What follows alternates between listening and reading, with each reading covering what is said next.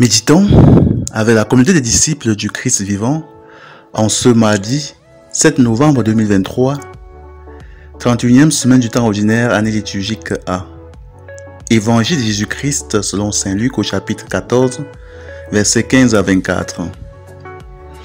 En ce temps-là, au cours du repas chez un chef des pharisiens, en entendant parler Jésus, un des convives lui dit : « Heureux celui qui participera au repas dans le royaume de Dieu. » Jésus lui dit : « Un homme donnait un grand dîner, et il avait invité beaucoup de monde. À l'heure du dîner, il envoya son serviteur dire aux invités : « Venez, tout est prêt. » Mais ils se mirent tous unanimement à s'excuser. Le premier lui dit : « J'ai acheté un champ, et je suis obligé d'aller le voir.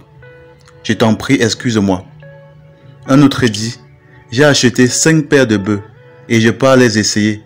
Je t'en prie, excuse-moi. » Un troisième dit : « Je viens de me marier, et c'est pourquoi je ne peux pas venir. » De retour, le serviteur rapporta ces paroles à son maître.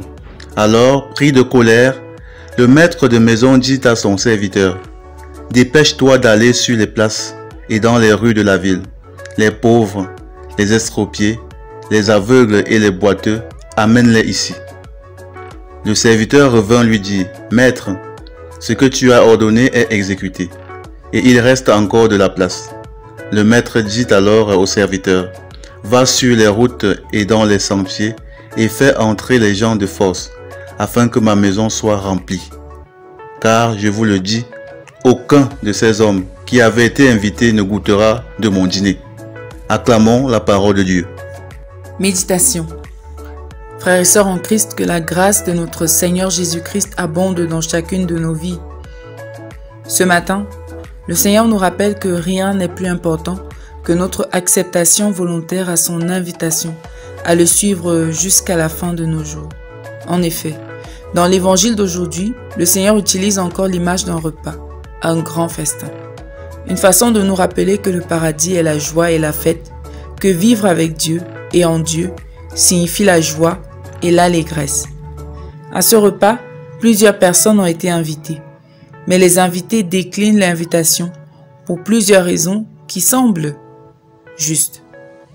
Les uns le font parce qu'ils doivent s'occuper de leurs moyens de subsistance, leur travail, leurs bœufs, leurs richesses, leurs biens, et l'autre refuse parce qu'il doit s'occuper de sa famille, se concentrer sur sa famille.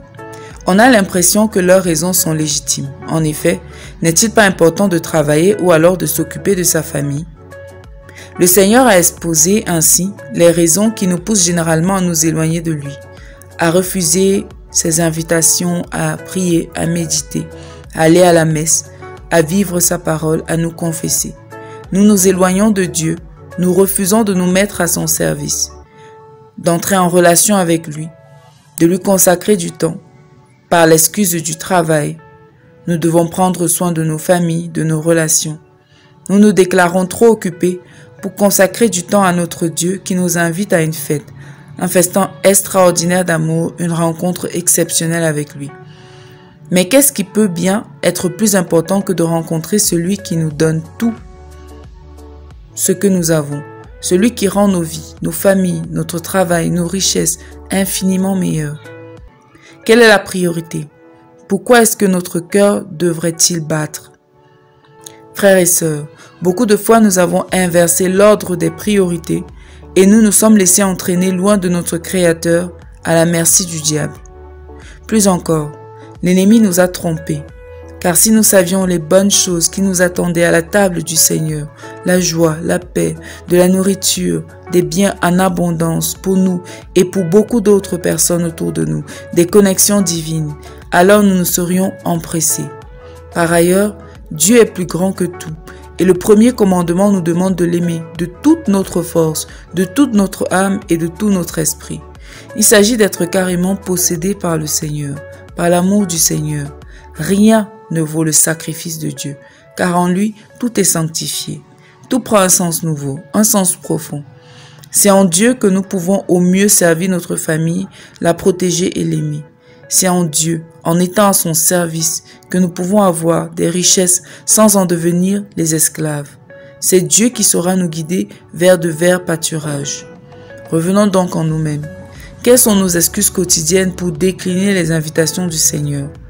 Avons-nous inversé l'ordre des priorités dans nos vies? Qui a la première place dans nos cœurs? Prions. Seigneur, accorde-nous la grâce de répondre avec joie à ton invitation quotidienne au bonheur et de ne jamais perdre le sens des priorités. Intercession. Seigneur, nous te prions pour tous les missionnaires dans le monde afin qu'ils ne se découragent jamais d'annoncer l'Évangile. Maman Marie intercède pour nous. Exercice spirituel. Prenons le temps de bien faire nos exercices spirituels aujourd'hui et demandons au Seigneur de nous révéler la joie d'être dans sa présence et à son service. Loué soit Jésus-Christ.